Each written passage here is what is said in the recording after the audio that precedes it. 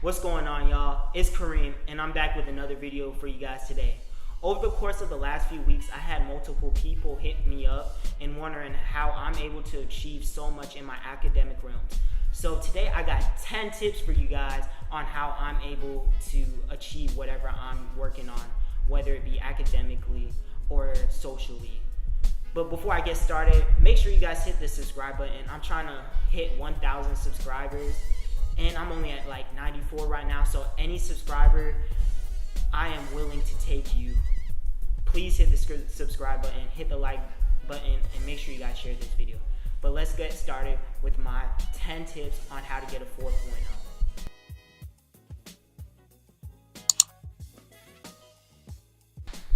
My number one tip is to stay organized. Using a planner allows you to plan accordingly and eliminate any type of surprises that may arise from not knowing when due dates are near. And on top of that, it helps you stay on top of your work. One of the apps that I use to keep track of this is an app called Todoist, and this allows me to know when assignments are coming up within up to 7 days in advance. And I'm telling you, make sure you guys check that out. I will make sure to put the link to the app store with that app in the description, so go ahead and go check it out. My number two tip is to understand the syllabi. The syllabi could be looked at as the holy grail of the class. This often includes information such as due dates, attendance policy, grade and rubric, and how to get in contact with your professor.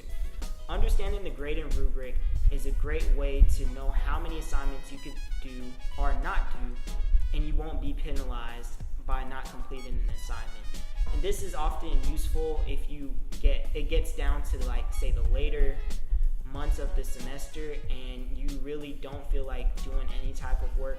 At least you'll know how bad your grade will be affected by simply understanding the grade and rubric that is on the syllabi, of course. My number three tip is to get to know your professor. Getting to know your professor is very crucial for your academic success within a class. This allows your professor to know that you're taking their work seriously, and on top of that, it's great for recommendation letters, because most people who are planning to go to grad school, whether it be med school, law school, or just say like a clinical psychology program, you're gonna need those recommendation letters. And it's just gonna look good that your professor is able to elaborate on you instead of just writing a plain recommendation letter. My number four tip, be attentive and active in class. This can be done by simply participating when your teacher asks a question and answering those questions, as well as sitting in the front of the class. If you can't sit in the front, try to find your way to sit in the T of the class, because this usually helps you to stay focused and not get distracted by anyone else that is surrounding you. My number five tip, do all your homework. When I say do all your homework, I'm saying even the optional homework assignments. Most of the time, people who complete their homework usually score higher. And in addition to that, most professors like to pull homework from the optional sections to put on tests, just to make sure you guys are studying and doing what is necessary to be successful in their class. My number six tip, make sure you guys do all your extra credit assignments. I'm not saying just do some, I'm saying do all.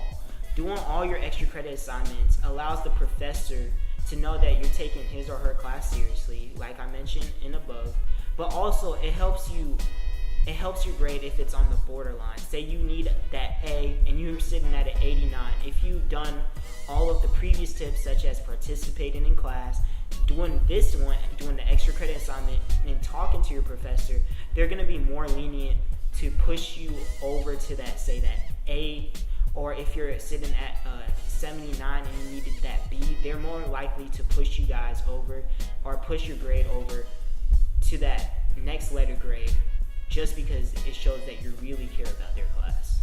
My number seven tip, don't cheat your way through a class. Most companies are now switching over to an assessment-based application. So that means that they will ask you questions as if it's a test to test your knowledge on how much you know. Most likely they're going to be putting forth their best effort to hire people who score higher on those assessments so they could spend less money on training. So I would say don't cheat your way through it, because you're not going to learn anything. And when it comes time to take these assessment-based applications, I'm not saying this is true for every major. I know for most STEM majors and some business majors, they're going to be doing that. So make sure you guys just put forth the best effort and don't cheat your way through anything. My number 8 tip. This one's for English classes or any class that requires writing. Instead of going to see the writing center at your university, try to go ahead and book an appointment with your professor for them to look at your paper. Typically, when they look at your paper, they're able to critique and put whatever comments they want to see made so that you're able to get that best grade possible. Because English is such a subjective language or a subjective subject that what may look good to one person isn't going to be looking good towards another person. So go ahead and see your professor so that they're able to tell you what they want to see, instead of having someone else tell you what they want to see done. My number 9 tip. Make sure you guys study with enough time. Studying with enough time prevents cramming, and in addition to that, it prevents you stressing out when it's time to study for your exam or for your final. Often, studying with enough time also allows you to retain information for the long run, which is very beneficial when you go into your given field. In addition to that, if you think of the analogy of shoving food down your throat or shoving food down at a fast speed, most of the time you will throw it up and you're not going to get any of the nutrients that was intended for your purpose. So if you slow down or study with enough time, you're able to put the food in your mouth and your body's able to digest the food properly and take away as much nutrients as possible. My last but not least tip, number 10, change your mindset.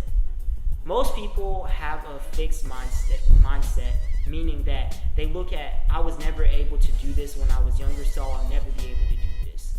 In the book, A New Psychology of Success by Dr. Carol Dweck, she talks about how changing your mindset from a fixed mindset to a growth mindset helps you achieve any goal that you put your mind to. A growth mindset meaning that, I'm not stuck at this, but I can get to this point if I just put forth hard work, dedication, and take time to actually study. So with that being said, I hope you guys liked this video. Make sure you guys hit the like button, share this video, and hit the subscribe button. As I said, I'm trying to get to 1,000 goals by the end of this year. Well, at the 1,000 subscribers by the end of this semester or the end of this year. So make sure you guys share this video with all your friends and family if you know that they're about to start college or high school. But I'll see you guys when I see you. Peace.